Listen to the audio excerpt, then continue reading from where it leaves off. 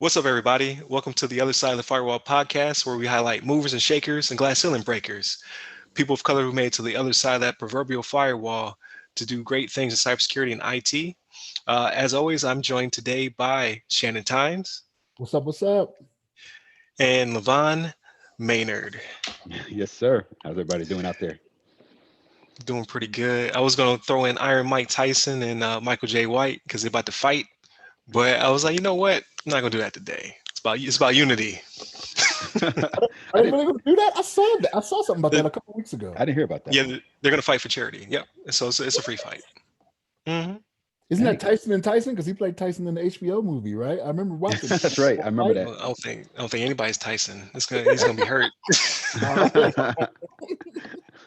R.I.P. to Michael J. White. Right. Oh no, he seemed to hold his own. We'll see.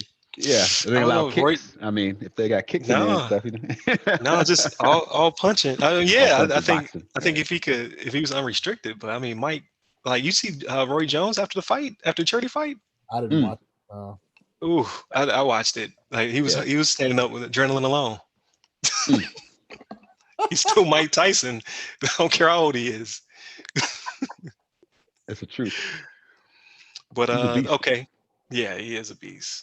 But this week is an action-packed show. At the top of the show, we'll discuss T-Mobile's latest data breach, Google hijinks, and the new reports of Amazon's treatment of some of its former Black employees. In topic one, Levon will educate us on Bombardier's, I think I said it right, data leak. So they're an airplane manufacturer, but please correct me on how to say the name. I tried to run through. Yeah, I tried to run it through Google, and the robot voice didn't help me.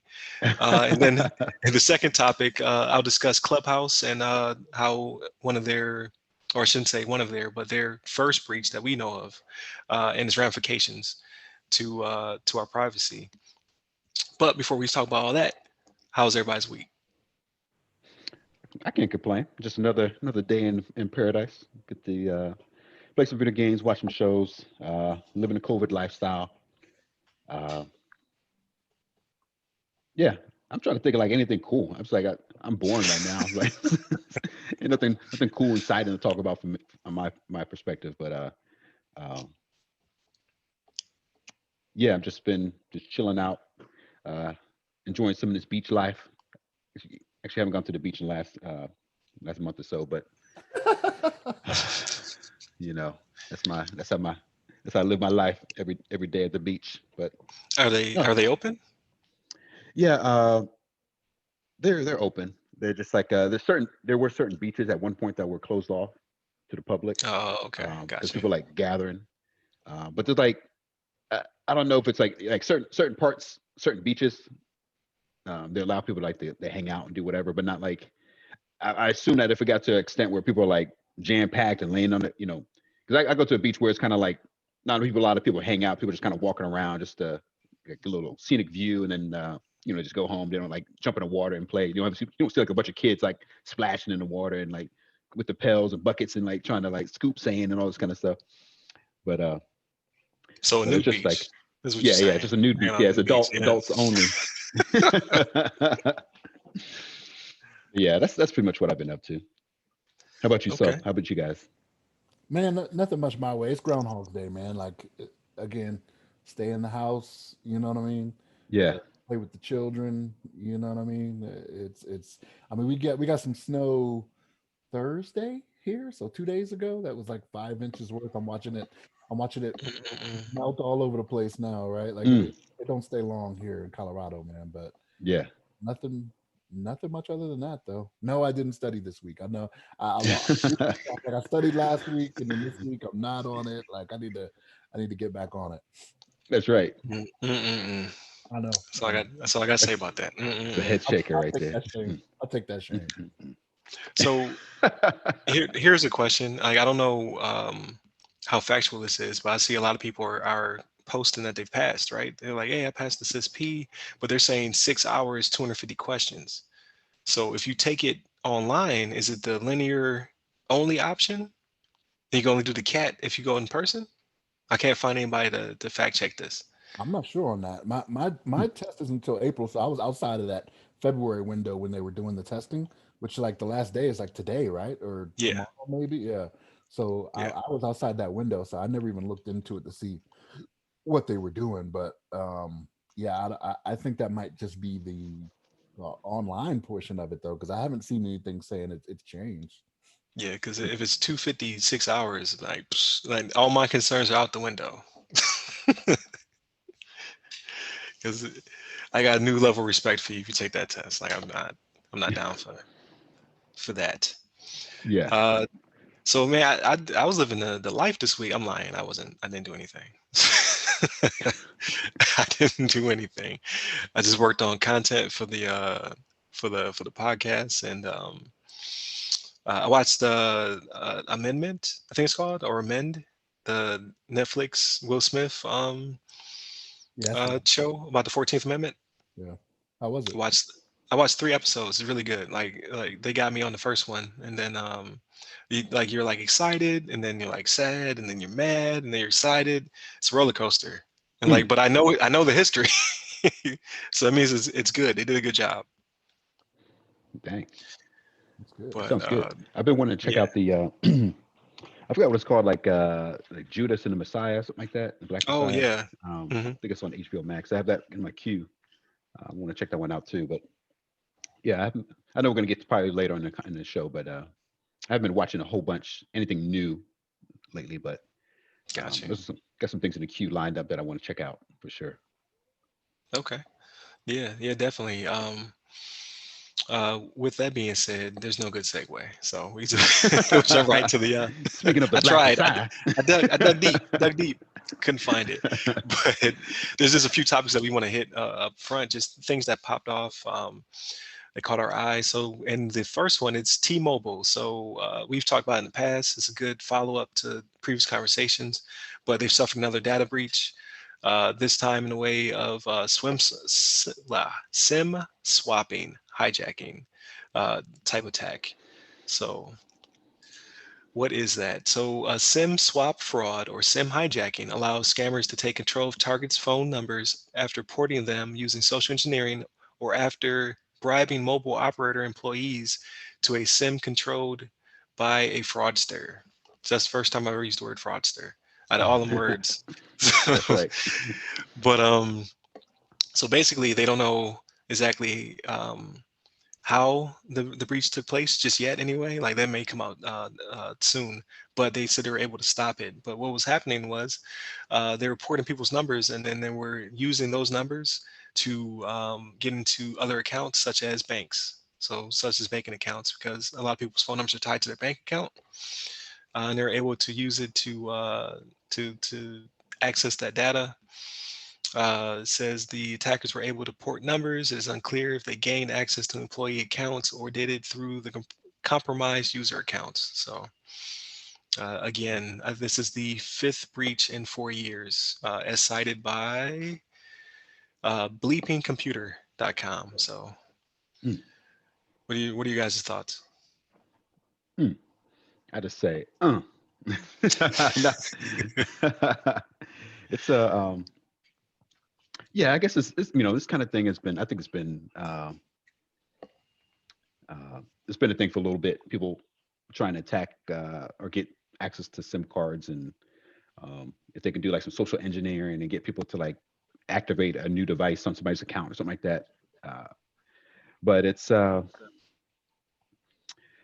don't know. I don't know if I have like a big a detailed thought on this. I mean, it's like it's kind of like something that I'm aware of. I know these things exist. I know it's a problem. Obviously, people got to be careful with their devices. I'm not sure if there's ways to like actually identify if you've been like a victim of SIM swapping. Besides, like maybe your phone stops working, or if you're like I don't know, all of a sudden you get some random text message saying, "Hey, please activate your new device" or something.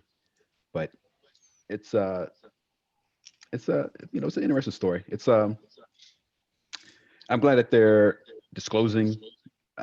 T-Mobile's being honest with the company with the customers to make sure that people are aware that there's some attacks and there's some breaches that they've identified, so that people will be aware and be smart about protecting their devices and monitoring, make sure that their account stays safe. I think a lot of people are probably just like pay the bill monthly. You don't even think about anything, anything going on with the service, or somebody could be compromising the device, especially with, like you mentioned, the device is tied to a lot of sensitive systems. And we've got the two-factor authentication that we talked about before, that a lot of people use SMS based, which they say is less secure than using like a application or authenticator, something like that.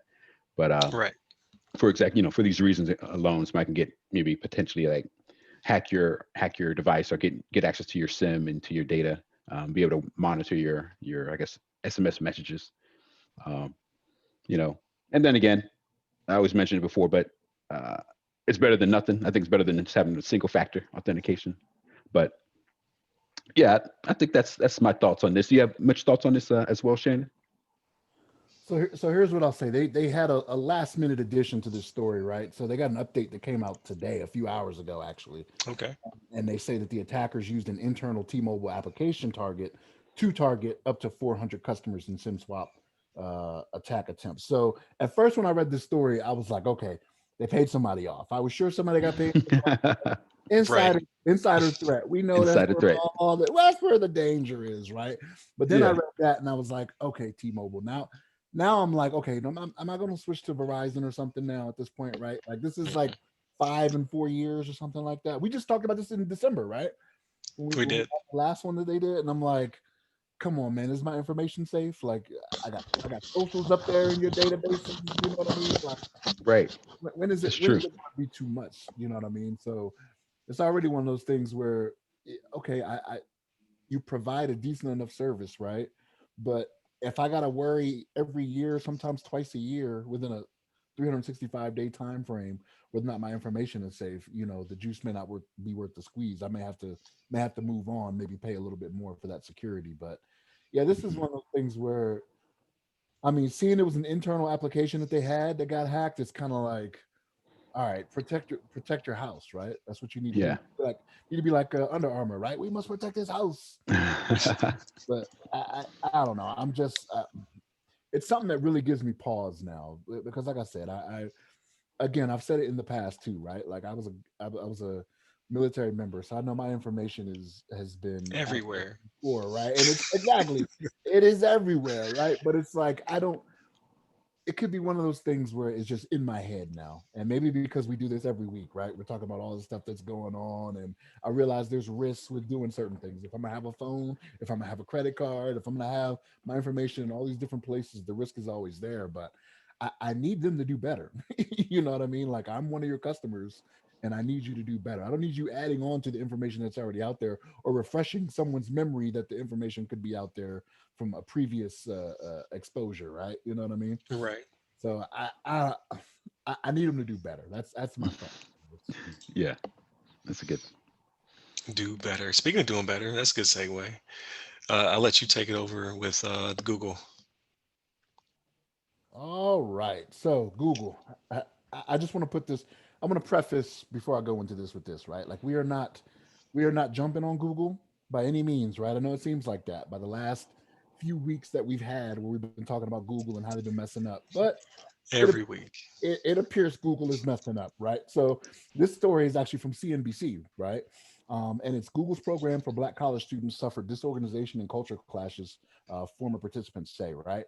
So this was a program that Google had that was called Howard West. It was a Howard West program, right? So what it was students from Howard University, they would go out west to Google's campus, hence the name Howard West.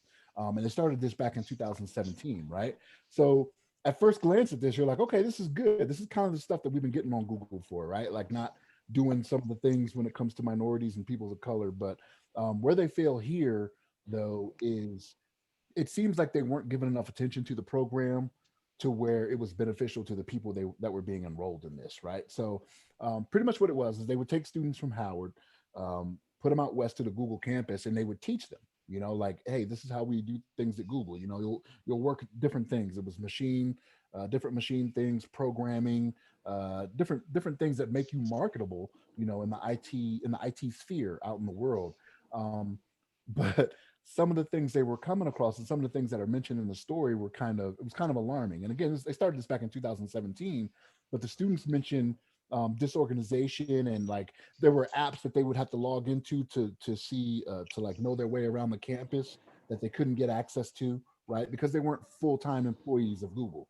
You know what I mean? So they couldn't get access to different maps and things that were on the campus, different things that were needed for the classes they were taking. Because there were some Howard University professors that were teaching them as well, to where even the Howard professors and the Google software developers would have some clashes kind of in front of students, which is not what you want, right? Like you kind of want to present a united front when you're doing these things. But they've talked about how they would have clashes there.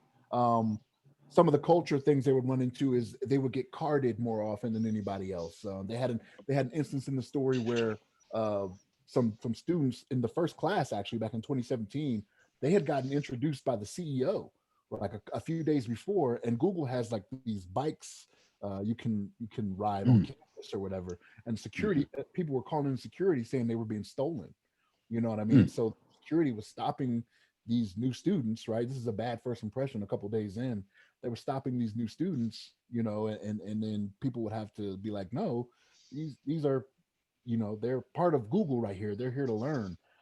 Just different stuff like that, different microaggressions that were going on. There was another instance where um, one of the students there was told he couldn't eat at a food truck that was on the campus. Like the lady turned to him in his face and said, "This is for Google employees only." So he had to hold his card up to his face. That was a Google, you know, ID card to say, "Hey, since you're not looking for my card, it's all for everybody else.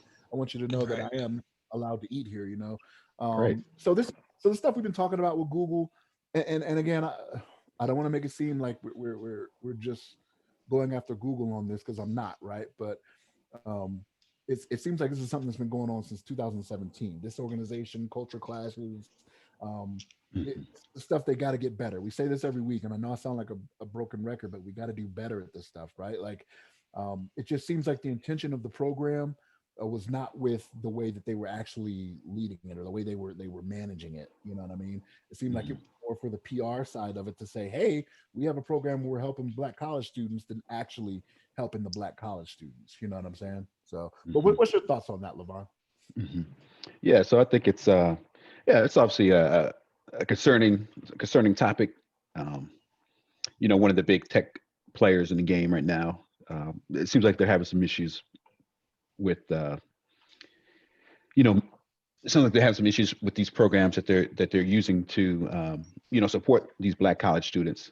Um, and I think I remember reading in an article that one of the students, I think one of the people, the person that this story is kind of based off of too, that I think gave a lot of the information as well, was mentioning that I think when they got into the program, and somewhere during the program, they were offered some sort of like scholarship or something like that after they finished the program, or like they were going to give them some cover some cost or something to that effect for their education. And I think they ended up uh, not following through with that because they decided that that person didn't meet certain criteria or something like that, even though that they were praised during their participation in the program. So I thought that was kind of interesting as well. But it's it's obviously it's a concern. I mean, like you mentioned, Shannon, it's hopefully you know hopefully the company's not just doing it as a like a PR stunt. They actually are trying to. They actually have like uh, a passion about trying to help disadvantaged youth and or just Black college students in general. Because um, I think from the statistics, I can't remember exactly what they were, but they you know they obviously hire disproportionately you know non-Black individuals. I think they've gone up slightly over the years from 2014 to 2020. They have like a 4% Black employee uh, population there. So 3.7. Yeah, yeah, almost. 3.7. Yeah. So it's good that there's programs like this in place, but they do have to like put forth effort to make sure that these things are kind of addressed and make sure that people feel welcomed into the program. People aren't going to be wanting to participate if they feel like, oh, I'm gonna join the program, and they're just gonna like go through some motions, like here's some books to study, here's like somebody that's gonna teach you some things, and then like kick you out on the curb. um, and I think there was something in here about the expectations for like internship, and I think a lot of people had like you know great jobs, a great like performance during the program, and they kind of expected maybe there'd be like an internship opportunity, but they weren't offered one. Um, so it's kind of concerning. I mean, I understand that there's definitely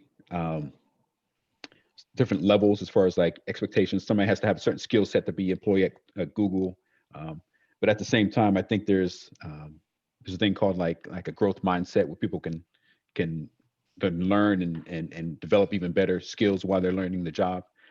Sometimes you got to give people a little opportunity if you feel like they're not 100% like ready to go, like guns blazing, like the first day of the job, just to be like firing off code and just like developing all these websites instantly. Sometimes you need to give people a chance, that you see something else in them. You see that they have a attitude, that they're willing to learn, they're willing to educate themselves, they're willing to work hard. They're not just like going to rest on their laurels and just ride the paycheck and just sit around and do nothing. So sometimes you got to give those people opportunity, and I think that's something that maybe this team has to consider as well when they're deciding who to like bring in with these internships and things like that. Uh, but I think that's my initial thoughts on this. You have some additional thoughts as well, Ryan? Oh, I do. I have a lot, but Yeah. I'm gonna because it ties very well into a similar instance, Amazon. Mhm. So I can sum it Yeah. all up with two articles, right? So in this article by Recode, entitled, or sorry, by Vox, in the Recode section, bias, disrespect, and demotions, Black employees say Amazon has a race problem. So it just goes hand in hand. So in this article, they talked to a Shannon Kelly Ray, who started working at Amazon in 2019 as the global manager of diversity in the company's cloud computing division. Says she had big ambitions for her new job. After nearly 2 years, 2 decades, I'm sorry, after nearly 2 decades of experience leading diverse and inclusion efforts inside important institutions, she quit a year later. That's how bad it was there. That's how much in their own way they are. And what's crazy is that when you read this article, it cites some of the similar things, just stereotypes, prejudice, things of that nature. And it wasn't coming from Jeff Bezos. Like, he actually came there, spoke, introduced people, let people know what the program was about, and they said they were hardened by his speeches. It comes from the managers at the lower levels. So if I were to sum it up, I don't believe that they're not having a CEO issue with Alphabet CEO Sundar Pichai or Jeff Bezos at Amazon. It's an issue with the people they've hired previously. These very intelligent but very narrow-minded and shut-in people who just don't know how to interact with people who don't look like them. That's just my personal opinion. Like, it always seems to be coming from the tactical level. If I were to break it down to military terms, these people at the lower end who are in management positions but just have no idea how to deal with diversity. They just never experienced it. Either the town they came from or the institution that they got their education in, people look just like them. So when they deal with other people, they're calling the cops because they're stealing scooters, or they're not allowing to eat from the food truck, or they cited one case where the person just in his ineptness said that his ancestors owned slaves, but they were probably nice to them. Who Mm, says that? A calm mm, person might say that, because we right. have no sense. And then you add fuel to the fire. You put this person in the management position, and if you don't give them diversity training, not to excuse their ineptness, or it just doesn't help the situation. Like, they should be better anyway, right? Just do better. But you need to train these people before you release them onto the masses. Like, these are not supposed to be your trainers. If Mhm. if he has an idea that his ancestry was kind to slaves, he probably shouldn't be allowed to be the teacher of Black people. You Mhm. know what I mean? Like, it just doesn't Right. make sense. Mhm. But I digress. How do you feel about this? Yeah, I think it's like it's uh it's pretty obvious. It's obvious that there's a issue there. I think it's just like you said, though. It's kind of you know in all these situations, Google, Amazon, Microsoft, any other company, uh Tesla, and all these other places. It's all dependent on the people that they hire and the people that are working the job. And like you mentioned before, training is a very important thing that people are aware. That the same respect you can train somebody as much as you want about being, welcoming to people of different backgrounds, but sometimes people have that certain mindset that they're from a certain place, of part of the world, part of the country, that they feel, oh, these people are beneath me. I don't like really respect people that don't look like me. And as much as you train them and give them all these, you teach them how to properly manage people that don't look like them. They're still going to kind of be set in their ways a little bit. But it's hard to figure out. I'm sure it's hard to figure out sometimes how to identify those people who should be, you know, managing people of, in general, or people of other races, as well as you know, managing these programs like the one we talked about before with Google's program, trying to help you know Black college students get tech jobs. Um, but it's such a tough thing. I mean, it's such a big conflict. I mean, this type of thing has been going on for a long time. Obviously, it's centuries old now, but it's like a something that we just have to do better. We have to be able to try to identify people, judge people's characters, and make sure that we're hiring the right people. These companies are hiring the right people, and make sure that they're putting the best foot forward to, uh, like you said, train them, and to make sure that it's acknowledged if things happen that are suspicious, that are out of place, that people are, reprimanded, or reprimanded for it, and they get fired, they get demoted, they get whatever, if they're like acting out of place, and they're doing things that are, they're being biased or disrespectful to people of other races. So I think there's more to be done for that, for sure. And I'm sure it goes far and wide between other companies as well. But with that, do you have some thoughts on it as well, Shannon? So I do. So your point is valid, right? In that they need to know, they need to do better when it comes to dealing with people that are not of the same race, or same background or whatever. But think about it like this, right? How often do you expect them to see that 3.7%, right? So if they're Mm-hmm. walking around the campus right there, so they don't know what they don't know type thing. Their whole day, they might see one or two people of color, and they may not even have an interaction with them to know how they need to be talking with them. You know what I'm saying? They may see them across the courtyard or whatever when they're walking on the compound. I hate to call it a compound. I don't know what you would campus. That's That's right. right, the campus. Campus. Walking across the campus, but they don't have any interpersonal dealings with them, so they don't know how to talk to them. Because even in the article, they mentioned that about how they'll have guests come in and teach some things or whatever. But like I think they mentioned it was a professor from like MIT or something like that, and they went in there assuming they had a background knowledge that they did not have. Like, no, that's why we're here, is to get that knowledge. Don't assume I'm already at this level. And that was another thing they were talking about with the disorganization was make the prerequisites known, because that was not laid out very well for them either. So you go in there and then people expect you to have some type of, maybe let's just say programming knowledge, right? And you don't have that. No, I'm in school for that. You're supposed to be Hmm. teaching me that, right? Hmm. I don't know what my baseline needs to be, and you never told me what it needed to be. So uh, I hear you, but I find it hard. I find it hard to do if, like you mentioned in the other article, Ryan, you had somebody with 2 decades of experience that quit in under a year. You know what I'm saying? So how often is that? How Right. often is that happening at Google even? Right? They might have some. I mean, I know they have an HR department, no doubt, right? But like when it comes to like diversity outreach and whatnot, they've been struggling with that for the last. I can tell you right now, for at least the last 3 months that we've been on the air, right? You know what I mean? April Curry and Dr. Gabriel. You know what I mean? Like Right. they've been struggling with that already. So who knows how long it's been a problem that just doesn't really get the attention it deserves. Yeah, they're just gonna. I don't know what.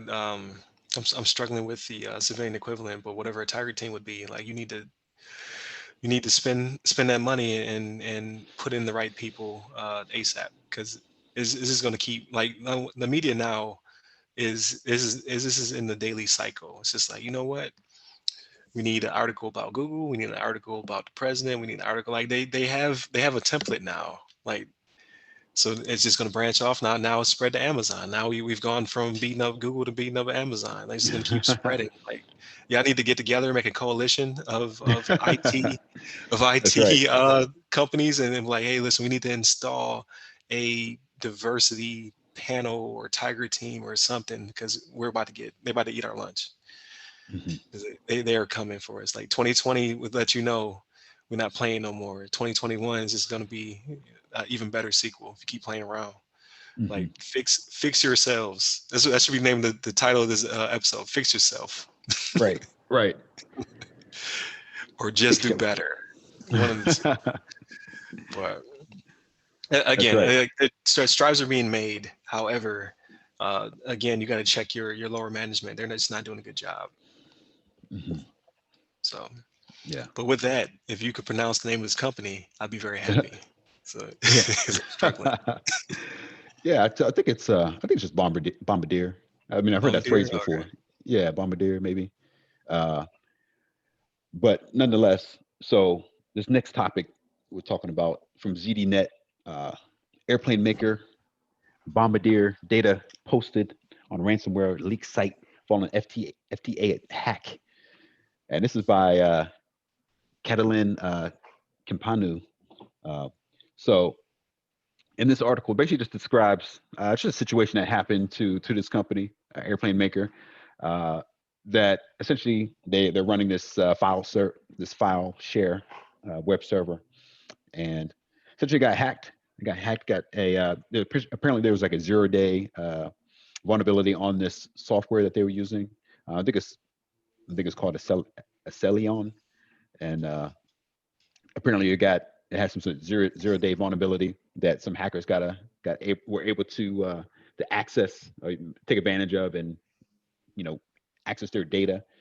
And obviously this is it's kind of concerning that a lot of their private information, especially if they have like a bunch of diagrams and build guides and all this kind of stuff for all the parts and pieces that put together their planes,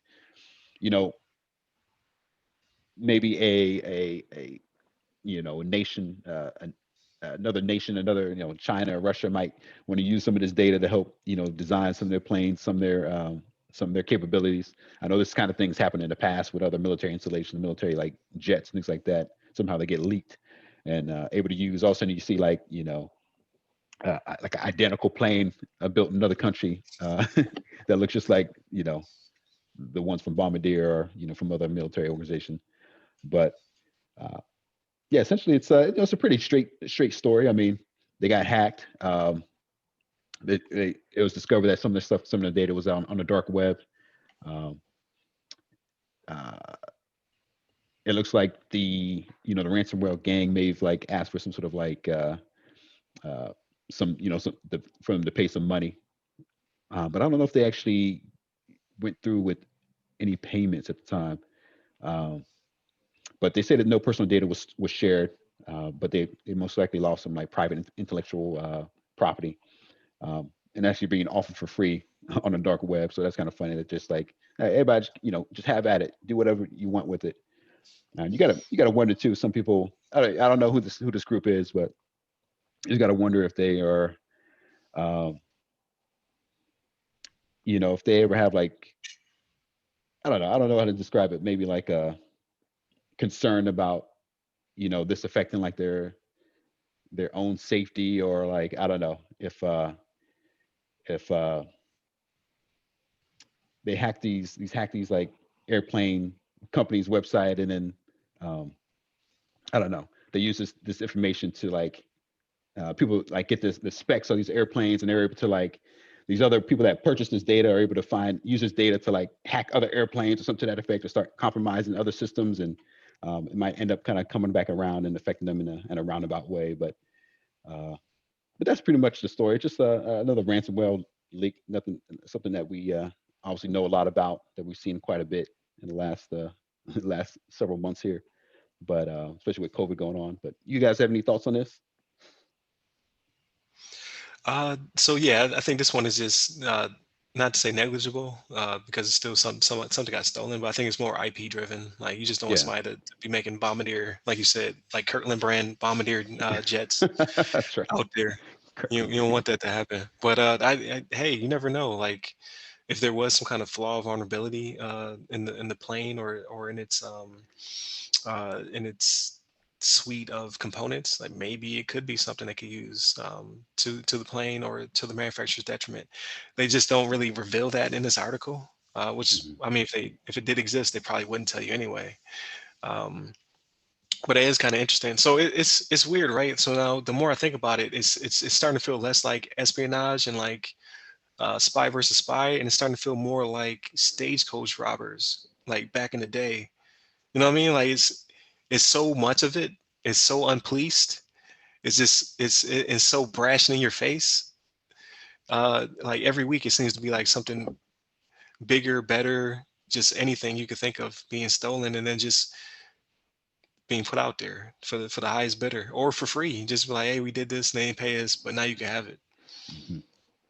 It's pretty crazy. Like they definitely like something has to give.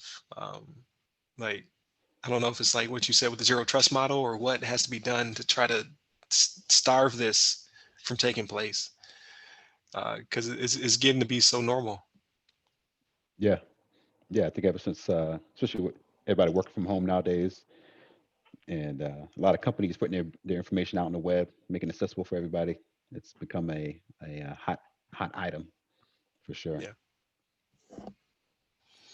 So here's the thing, right? So I'm gonna say this, and I don't want to make it sound like I'm okay with what happened, but I'm a little bit more forgiving of a 0 day than a company that just does not keep their Uh, appliances up to date. You know what I mean? Like a 0 day is right. something that was previously unknown, right? Like it was something that was found. Okay, and we talked about this before about how long do you keep doing your testing and whatnot before you put something out there for production to make money, right? So the the company eventually reached that point and they were like, okay, if we find anything, we'll patch it after that. But it was a 0 day, right?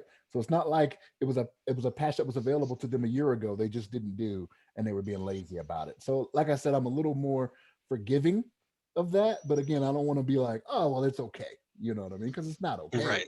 Like, I mean, somebody could have been looking at something, to figure this out. But I mean, this is kind of one of those things where you get desensitized to it, right? It's like those video game makers Yeah. back in the day when they were under attack by Congress and whatnot because kids were getting Oh, violent and they blamed yeah, it on violent video video games games. and they're being desensitized to it. Like I feel like I'm getting there, right? It's just like, oh, another hack, huh? Okay, whatever. You know what I mean? But I don't know. I don't know how to. It's weird to say I don't know how to take this, but it's kind of I guess what my new milestone should be for them is how quick they recover from it and how they handle it after the fact, right? Right. Because now it's just doing business now that you're going to get hacked, right? Idle hands is what you said, Ryan, right? Idle hands are the work of the devil, right? They're going out there, they're doing that stuff. Let's see what I can do here, and here's Yeah. what happened. You got a 0 day. It was like four different things that they found, right? Four different vulnerabilities, I think it was. Mhm. I can't remember. I'd have to look back at the article again, but like yeah, I'm more forgiving, but at this point, it's like, okay, how fast did you recover from it? Did you fix it, right? Or did the company who's responsible for fixing it fix it, right? Because you're using somebody else's software, right? For the file sharing, but I don't know. That's kind of my view on it. Again, not condoning it, but Right. yeah. That is an interesting way of looking at it, though. Like instead of protect, like the obviously you need to protect yourself, but how quickly you recover and what have you. I wonder if that could be built into some kind of agile process or some kind of like could that be advertisement for a security company? Like we will because breaches are inevitable, but we'll get you back on your feet in 24 hours. Right, Like recovery plans, yeah. yeah, could that be an emphasis of your business? Like, could that be a feature? Like, yeah, we can't stop the hack, but we can It's get you back up and running. It should Right. be, right? Because that's money lost, right? Like the longer you stay down, the more money you lose, right? Casinos know how much they lose, if they're down for a day. You know what I'm Yeah. saying? So these companies shouldn't be any different, especially if you're a public traded company, right? Because your stock could just fall like it's going out of style. You know what I mean? So you Yeah, definitely want to be able to know that, and you want to be able to relay confidence to your investors that kind of drive your worth, right? yeah, So yeah. So I guess it would just be more of an emphasis on your business continuity plan or your disaster recovery plan than your uh, defense. So it's just a different perspective, like different way of looking at it. Because it's looking like you can't do anything but get hacked nowadays. So It's pretty crazy. But I did see, like, when I was digging through articles, picking and choosing, I saw that like the NSA is also going towards Microsoft Zero Trust methodology. So it's coming to a head. Like, trust no one, air gap everything. Like, no one being authenticated, it can be trusted. So you must authenticate, re-verify. Like, it's happening. It's just very slow.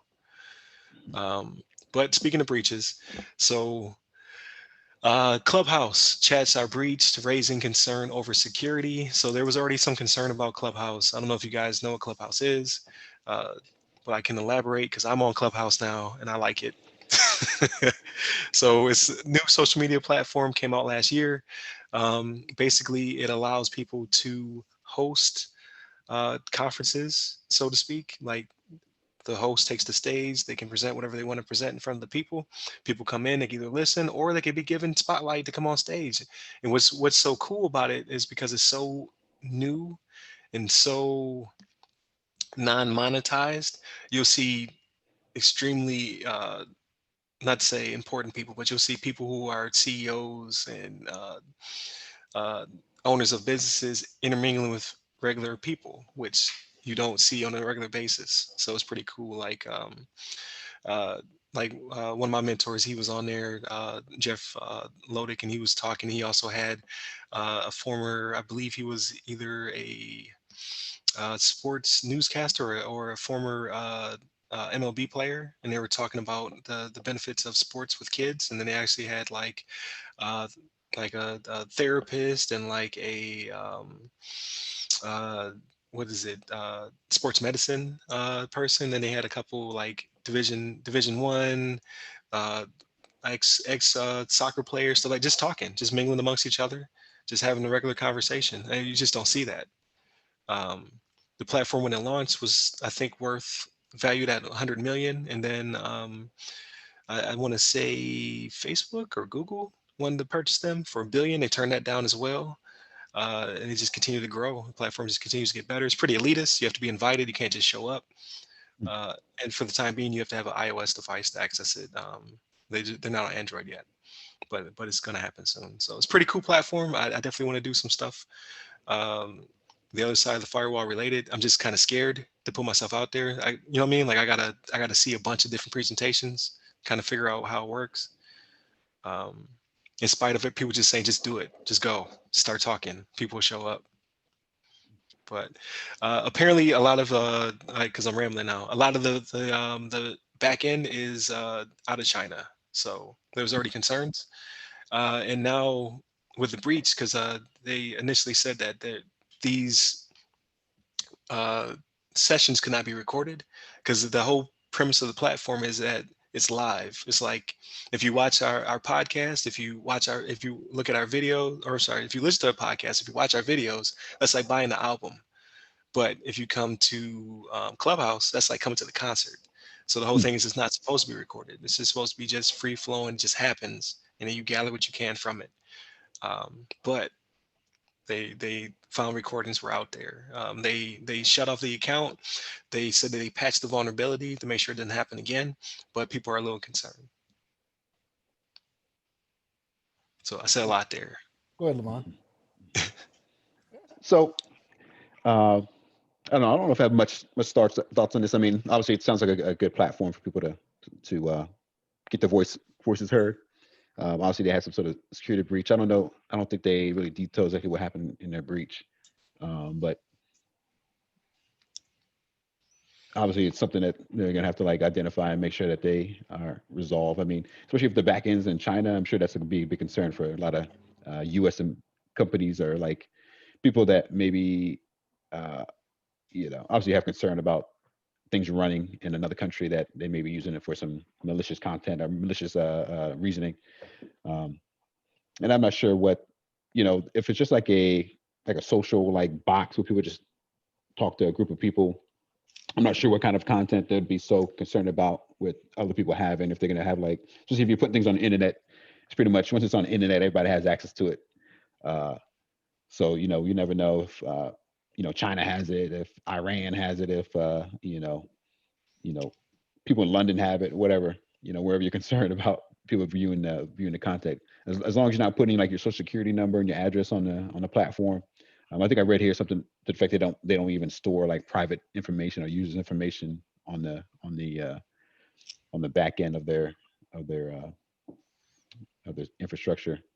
But yeah, I guess for sure, depending on what kind of audience you're having, especially if you have, I don't know, you have like a military like Clubhouse meeting and you want to have some speakers on there, and then we're talking about some I don't know, secret jet like strategic like mission, you know uh, communications or whatever. Then you I obviously can be should concerned. hope they're not putting that out over Clubhouse. Yeah, right. There's some bigger concerns if that is happening. Like if people are Right. talking confidential stuff or classified stuff, come on now. Like it's Right. different things need to happen. Some clearances need to be pulled and some questions need to be Right. asked at that point. You know what I mean? Right. Yeah. Go I'm ahead, right there with LeBron. you. Sorry. Go No, ahead. no, you're right. That's what I'm throwing that out there. Like that's the only reason I'd really be concerned if somebody's like trying to do some top secret mission type stuff on Clubhouse for some reason. But as long as not putting like, I've never used this platform, I really don't know all about it. But as long as people aren't putting all their information on there, and it looks like I mentioned, that they store or share personally identifiable information for any of its clients. So, and they said that we're committed to making our product as secure as we can, the company said. So, yeah, it looks like they're trying to. They have some cybersecurity experts that are monitoring the systems and make sure things are legit. Um, Maybe as this platform becomes more popular, I'll see more information about it. And like you mentioned, I know you said like Jeff had been on here, and he's one of the big dogs. So I know he's if he's using it, I'm sure a lot of other people are as well.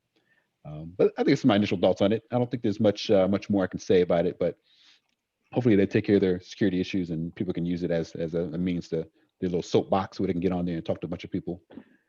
But you have any thoughts on it as well, Shannon? So here's my thoughts on this. So we've talked about this before, and I've said this before, right? When it comes to something that I say, like when it comes to this podcast or whatever, there's not anything I say on here I wouldn't want the world to hear, right? Like Right. I hope everybody becomes a Patreon. You know what I mean? You know what I mean? Everybody in the world, all 7 billion of them, kids included. But the thing is, right? It, the only way I see this being something that's really upsetting people is if you're getting in Clubhouse and you're saying some stuff that you should not be saying, or some stuff you Right. wouldn't say publicly, right? So you got some type of clan Clubhouse or something like that to set up out there, right? No, Right. I'm being serious. I know. Right. I Right. Right. Right. but like if you're saying something that you don't want people out there to know that you're saying it, right? Right. You lose your job or whatever, right? Or the impression people you're not who people thought you were, or if you're trying to monetize it, right? Like I don't. And again, I don't have an iOS device or anything like this, Ryan. I know you had joined up like a week before this came out, right? Yeah. So I did. like if you're monetizing it somehow, so like if you had a Clubhouse, right, that you were like, hey, we talk about Buffalo Bills in this Clubhouse, right? And you could be a member for $2 a month, pay every month. I'll send you the password so you can get in. Password changes every month, whatever it may be. So that'd be the only way I could see people really upset about this, right? And Right. if you're saying something you're not supposed to say, or if you're losing money because of it. Right. Right. Other than that, it's kind of like, is there a big issue there, right? I mean, I don't Yeah. know. So I don't see. Yeah, like you said, I don't see it yet because there's nothing monetized yet anyway. Like I think that's what they're going to try to gear towards in the future potentially. Because Right. I mean, that's everything is going to go mon. Like that's just people don't do stuff for free. It's just that's not the way the world works, right? But as of right now, yeah, as long as you not say anything crazy, then I don't think you have any issues. Like I think it's just because I think like literally a week before this happened, they said how secure they were because there was Hmm. some concerns. And security wasn't the biggest concern. The biggest concern was that because it was uh, in China, the backend was in China. Like some stuff was censored, some stuff to do with Jinping and some stuff to do with Taiwan had been pulled down, and there was concerns like, okay, this place is censored because of where it's located at. But yeah, like you said, I can't think of any way. But how is that different? So here's my question then, right? So how is that different from the battles we're having here in America when it comes to Twitter and Facebook and all that, right? Like those discussions are being had here for the same reason. You know what I mean? That's why you have Right. your parlors and your 4chans and all that, because they're not censored supposedly, right? So, I mean, the China thing does kind of worry me. Let me not let that slide, right? Like I get it, right? But I don't have TikTok either, right? TikTok's a Chinese company, right? If I remember correctly, because I remember Yeah. the DoD put a notice out there that was like, hey, we're not telling you not to have an account, but we just want to make you aware of the risks. So, I mean, I don't know. If it's being censored, I mean, more than likely you're probably saying something you shouldn't be saying anyway, right? Mhm. Yeah. Potentially, like, yeah, I don't know what was said. I know certain things are contentious. Even in video game circles, some things are contentious. Like Riot Games is owned or in part by Tencent. Tencent owns like damn near the world now, Yeah. with movie companies and video game companies and all that stuff. So there has been some implications, like people's posts being pulled down, things of that nature. Trailers being fixed because they look anti China. Mm. So Mhm. they do have influence. Like what was it? Transformers? Which one was it? Was it like the Dark Knight? I don't know. Whichever. Like these movies are trash nowadays. But one of the most recent Transformers had a big scene in China. It was just like with characters like you've never seen before, and they had lots of product placement. People were like, I just don't get it, but they blew stuff up, so that's cool. But it was because of the Chinese influence. Like if you wanted it to be in their theaters, you had to put in certain people who were known actors in China and product placement. So they're slowly starting to take over. Yeah. And I was going to mention this as well, as you guys were kind of briefly touched on it. Maybe the other concern that's not really like focused on in the article or in our discussion is the fact that you just, even if there's having like an app itself on your phone from like another country, or like even like the TikTok or like this one, the Clubhouse, if you have the application on your phone that's managed from a Chinese company, perhaps they can use the application to get data from your phone or monitor your access from your phone. If maybe tie into your microphone and things like that, so record an audio, what have you, uh, without your authorization. So just maybe Which you small things like that. undoubtedly have to give them access to, right? Yeah, Like yeah. Yeah. If you want to when be able to that comes record, up. yeah, Yeah. yeah, you're gonna give that. It's gonna pop up, say, hey, you want to give this app access to your microphone, to your internal storage data, whatever. Um, so that's probably another little aspect of it. We have to kind of think about as well, as far as the cybersecurity realm of it. Yeah, Besides just definitely. being a platform to talk to people or like get your voice out there, is also the fact that you're installing this application from another country, that could be used potentially, if they decide to, or somehow they try to sneakily, uh, get your data. And it kind of Yeah. came. I know we talked about this before with the was it TCL TVs or whatever. We talked about Yeah. that for a little bit, that they were getting some data or something to that effect from TVs. Um, but yeah, along with that, on a separate note, I just read through at the very bottom of the article. It talked about, like you were mentioning, that they had some. I guess they found that there's some discussions in the Clubhouse, from people in China that have disagreements with the Chinese government, Yeah. with taboo topics from like Taiwan to uh, Xinjiang. Um, so I know that's a big thing in China. They have like the Great Firewall that kind of restricts some of the Yeah. internet access, and so they look like they were trying to restrict access to this application because of people using it as a soapbox to talk about topics in China that they don't agree with. And Chinese government's not really too happy with that kind of thing. They try to restrict and kind of quiet the storm of any you know revolution or some animosity towards the government there.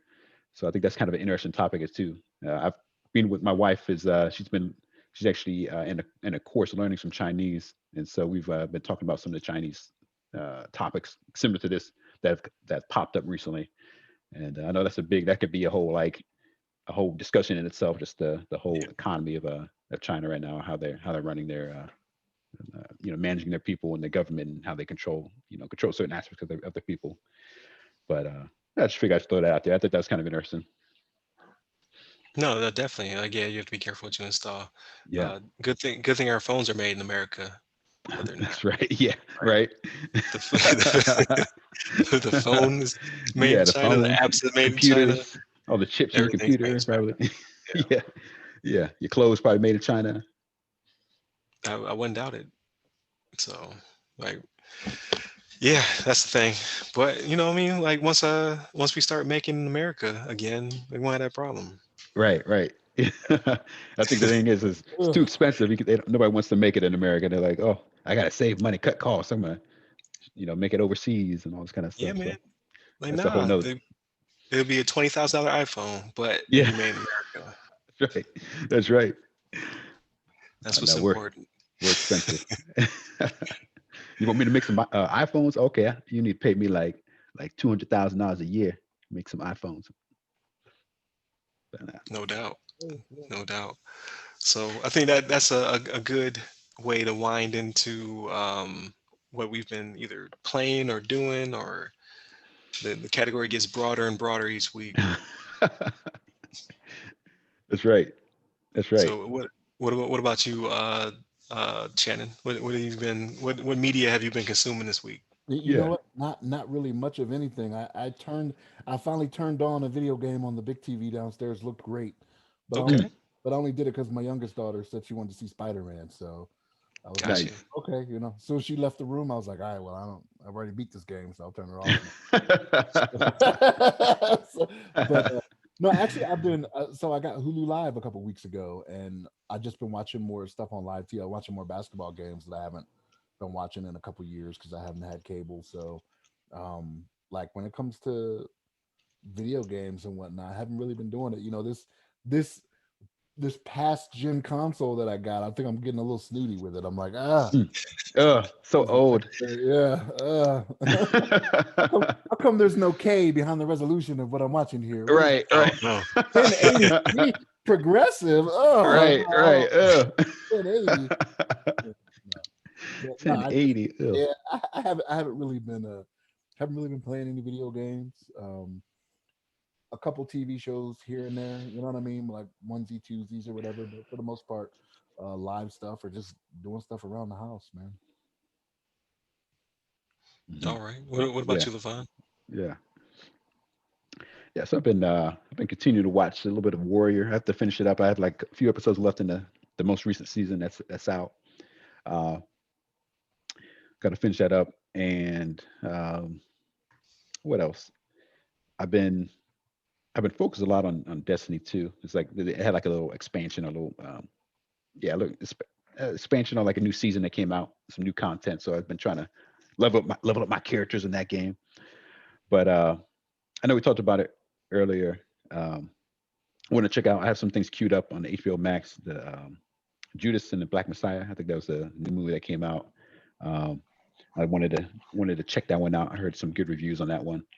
Um, and what else is hot?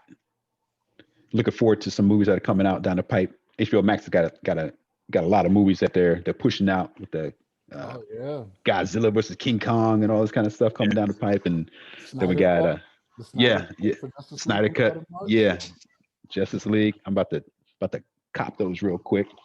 Um, and then what else? Besides that, I've been chilling out. Um, Not many other shows that I've been watching lately. Uh, um, yeah, yeah. I'm trying to think of anything else that's hot. I have to look at my queue to see what's up and coming for me to watch. But um, that's been the main thing. Watching Warrior. I've been enjoying Warrior quite a bit. I don't know if you got a chance to watch it yet, Ryan. I know we mentioned it before, but Mhm. I think it's something that you might enjoy. It's pretty legit. It's got a lot of cool like kung fu scenes in there, and it's got a good story, a good cast of characters. They're very believable in the roles that they play, and this is like it's really like kind of badass. It's very like gangster like Chinese kung fu. Like it's pretty legit. But uh, yeah, how about you, Ryan? You have anything lined up in your queues? Yeah, a few things, but I definitely do want to watch Warrior. Like I want to watch all the like. So I have HBO Max, but I'm not able to enjoy it over here. At least not with a free VPN, right? I'm being cheap. Like if I paid for VPN, I'd probably be able to puncture the Turkish firewall over here, stopping all the goodness of HBO. Yeah. But they said June they go worldwide, so I can hold out. I'll just wait. In June, I'll be able to catch up on all that stuff. Like I have like a smorgasbord of content. The Warrior, the Snyder Cut, Wonder Woman 84. Even though I heard it wasn't great, I still got to watch it. And then I thought it was okay. It wasn't like the greatest, but right. And then Dune. I don't know if Dune will be out by then, but I definitely want to check out the new Dune. Like HBO has definitely got Mortal Kombat. Like they got a bunch of movies I want to see. So I can't wait to take advantage of that. Do you think you can be able to hold out, Ryan, till June? I really got no choice. I'm just saying, man. Like every week when we have this segment, we're gonna be like, "Oh man, that Snyder Cut was off the chain." Snyder. Oh damn! Did you see Dune? Oh man, you're gonna be like, "All right, I need to do something with this VPN," and you make something. I really got no means except for spending money, which I don't want to do. So we'll see. Like the Snyder Cut's gonna be the hardest one because I kind of don't want to get like if it's terrible, I still want to experience it because it's been hyped for so long. I don't want to get spoiled. Like WandaVision has already been spoiled for me. Like people can't keep their mouth shut. So it is what it is. But things I can watch, Netflix. I've been watching Amend: The Fight for America. So it's a 6-part docuseries. I'm on part 3. So I'm up to Jim Crow is where I'm at with it. It's really good. There's some like I said, they have like Samuel Jackson, Will Smith. Oh man, what's the he plays the agent on Fresh Off the Boat. WandaVision? Yeah, Fresh Off the Boat. Yep, he plays on that too. He's on there. Yeah. Well, yeah, they got a bunch of different people, like just known actors playing, not necessarily playing the roles, but like they're narrating the speeches that were given. Like Abraham Lincoln said some stuff. I was like, whoa, wait a minute. Like I didn't know I didn't know his thought process prior to the Emancipation Proclamation. I was like, oh, okay. Like it's eye-opening. Like what plan A was before they got to plan B. So it's good stuff. Randall Park is the guy's name. Randall Park, yeah. So he does he narrates a few different things. So does oh man, what's his name? Marshala Ali, or did I say it right? Marshala. I can never get it right either. Mahershala. I think it's Mahershala Ali. I don't know. New Blade. He does he does some narration as well. It's really good. It's good stuff. So if people are listening, they're kind of interested, definitely check it out. It definitely it's eye-opening on the 13th, 14th, and 15th Amendments and what they mean to the culture and all the roadblocks that happen. So it's pretty cool stuff. No games. I didn't play any games all week. I was just too burnt, but I'm definitely gonna jump back into Control. And then I saw Final Fantasy VII is getting some DLC, so I got to jump back onto the remake. I think it's gonna be until like June or something. I think that's coming out. Yeah. But yeah, I got to platinum this one though. Oh, you got okay. I got you. Yeah. You gotta. I gotta get all the trophies. Get all the trophies. I gotta platinum it. I like that. Yeah, I still gotta come back to that game. I started it, but it's one of the games that you guys may joke with me, but me and my wife play it together. So we're like, I wait for her to like when she's free to play, but she's been so busy with other stuff. We haven't been playing it together. I don't want to like get ahead and like she'll miss all the content. And just kind of like, some people share like Netflix, like watch a show together and like, don't watch it before I get to, where I get a chance to watch the episode with you. So it's kind of like one of those numbers. So I'm waiting for us to have some time to watch that, play that game together, as well as Breath of the Wild. Still got to finish that one up. We're almost finished with it, but it's another game that's in the list right now. Gotta knock out. But yeah, I heard about that Final Fantasy VII remake. It sounds like it's gonna be pretty cool. They're gonna actually do they're actually gonna revamp it too for the PS5 as well. Have some. I don't want to talk about that though. No, let's talk about more about PS5. Yeah. Those don't exist. Doesn't make sense. So people keep saying, because they keep saying like the games are coming out during the summer, they keep calling it a launch window, and people are saying it's not a launch window, but it is if you can't get a hold of the console. Mm, Whenever I that's get true. it is the launch of the Right. console. So That's true. hopefully by summer, but if not, then fall is fine. Yeah. Yeah. Uh, you know, and I said it before, but it's not gonna make things any better. But right now, it's like not like a huge, uh, you know, I don't know. There's not a huge reason to get like a PS5 per se to say that you're gonna play all these PS5 exclusive games that are gonna be like so much Right. and so much more enhanced. I think the best thing right now, maybe we get the faster load times and maybe high resolution or something like that in some games. Um, but besides that, it's not gonna be like I don't know, night and day. But I know you mentioned you have PS4 that's like on its last leg a little bit. It's got like no Yeah, network yeah, connectivity. yeah. The one back at home, my son's struggling with it because the antenna is pretty much dead or dying. So Yeah, yeah. I definitely want to hook him up. Now he's a good kid, keeps his grades up. Oh, that's good. So I definitely want to hook him up. Then he can break it in by the time I get home. Because me buying two is probably not going to happen. So Yeah, yeah. he'll break it in, and I'll come home and play on it.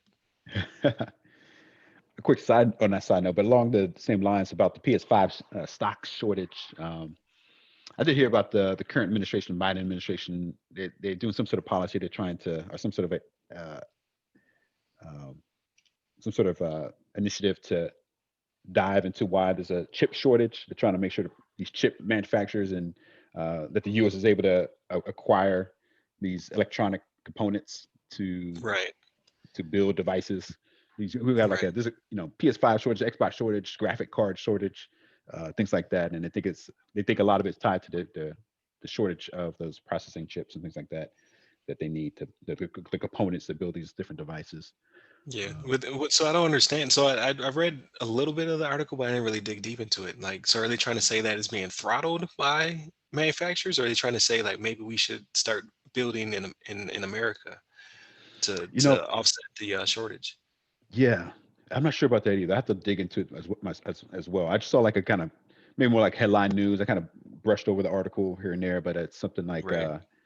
something to the effect that I think it's more so like I think a lot of it's like COVID related as well as um, yeah, I think most of it's like COVID related. Just that fact that a lot of these manufacturers aren't in production like they used to be, or Yeah. they're kind of throttled by the situations. But at the same time, who knows? It could be something to the effect that they are trying to like make things more U.S. made and things like that, which has always been like a big thing. But it's also the balance of I don't know. Profitability. Profitability. Yeah, there you go. That's what I'm trying to think of. Yeah, something to the effect that they want to make it as cheap as possible, but they'd love to make it in America if they could. But it's like, Right. what's your focus? You want to get your business as much profit as possible, or do you want to make everything in America, um, and support your fellow man and woman, um, as much as you can. So, and I digress. I don't want to, spin into some big political talk or anything like that, but that's pretty much what I've heard. So we'll see what comes of it. Yeah, yeah, definitely. Like, yeah, I definitely have to dig into it because I kind of try to figure out what they're trying to get Yeah. from the data call or the investigation. It's Mhm. it's definitely different. Um, but I think that's pretty much all I consumed. I need to read a book. Brain's getting tired. Like not being used too frequently. I Too was much supposed to start too much the atrophy, right? Too much atrophy in the yeah, yeah. I can't even form words. I'm supposed to be studying for the GAC forensic analyst, but I'm gonna have to do it without my books. So I'm again, brain is atrophying. When I filled out my account, I used my home address back in the States because I was like, well, when I pass, so speaking to existence, so when I pass this course, I don't want the certificate to come here and get lost. I wanted to go home. I didn't know there's real books. I thought everything was virtual. So they shipped the books to Tampa. Oh dang. Oh no. So I could start it without the books, but as soon as I started, the countdown starts. You get 4 months. That's what you pay for. 4 months of access. all self-paced. So I'm like, do I wait for the books to get to me, or do I just start and wait for the books to catch up to me? I should probably just start, but I used it as an excuse. Yeah. So wait a minute. I just want to make sure you poo-pooed me earlier when I said I didn't study this I did. I did. I week. did do You that. poo-pooed me. Hey, listen. I had to do the Game of Thrones shame walk, and here you are. Shame. Shame.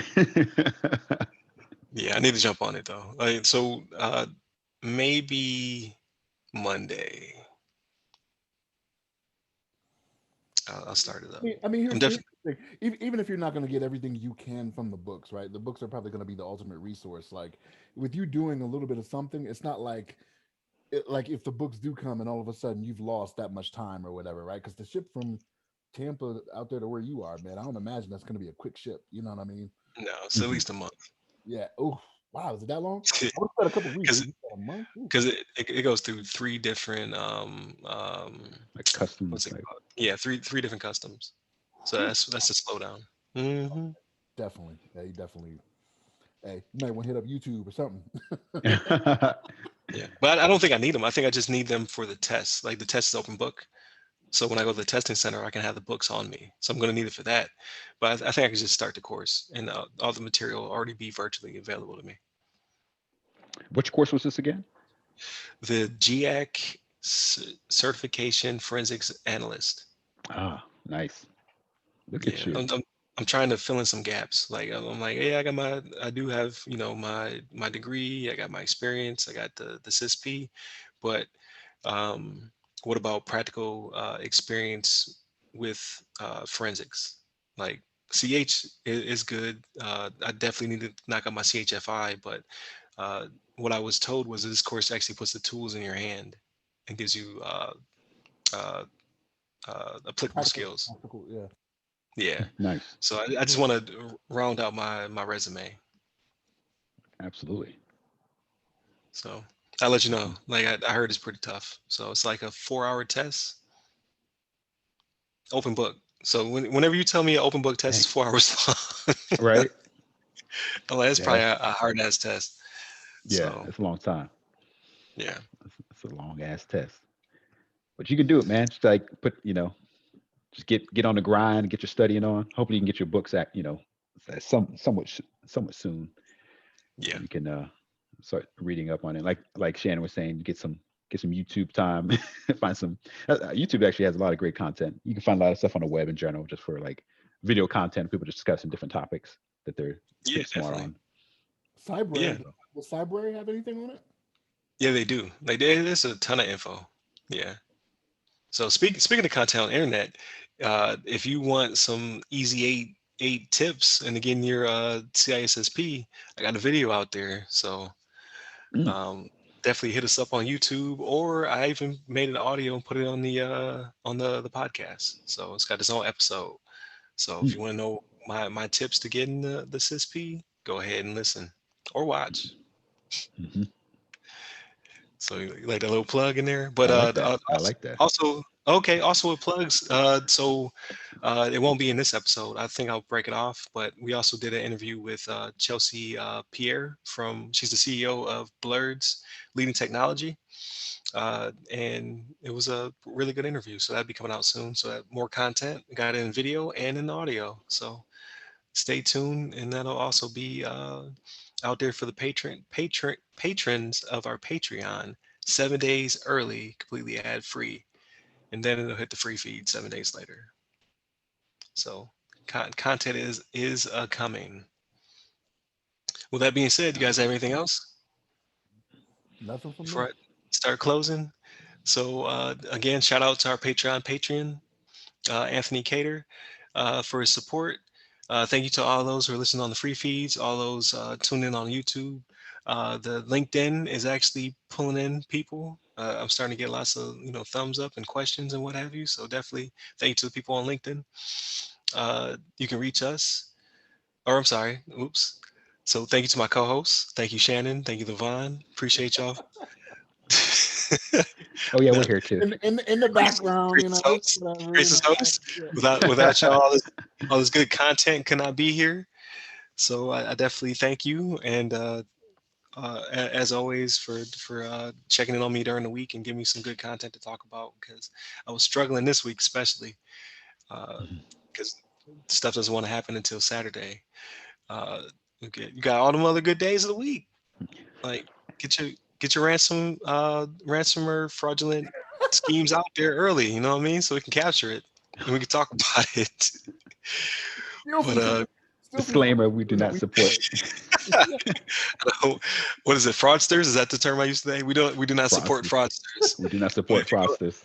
If you're gonna do it Monday through Friday, please. But definitely check us out on the web at www.theothersideofthefirewall. Hit us up on our Patreon, The Other Side of the Firewall. We are on Twitter at @on_firewall. So it's at @on_firewall. Facebook, same name for the Facebook page in the group, The Other Side of the Firewall. Instagram, The Other Side of the FW. And then on Twitter, you can hit me up at RY Security Guy. That's RY Security Guy. And Levon? Hit me up on @Levon Maynard.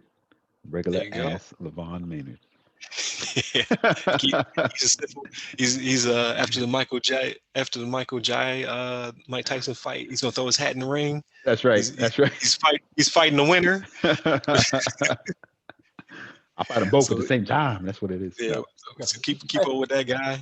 If you fighting them both at the same time, then I think we need to find another co-host. He ain't gonna be around too much longer. That's right. If you fighting them both at the same time, I have confidence in you, Levon, but I don't know. Right, I don't know about that one either.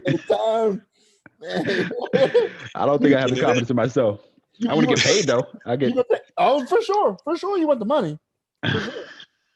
Look, you get paid enough. You get paid enough. You get one of them nice wheelchairs. That's right. That's mechanical. You can steal it with you. Like you can blow into the tube, or you can just move your hand. Move it. Yeah, I don't have to use my hands. Right. Yeah. I might have to look into this a little bit to see how I can contact my managers to get in contact with the Tysons and the Michael Jai White. Right. Make sure we get this fight set up. Definitely. I'd pay to watch that. I'm just saying. But thank you to everybody involved, and thank you to everybody who's listening or watching. We appreciate y'all. So have a good one. Y'all be easy.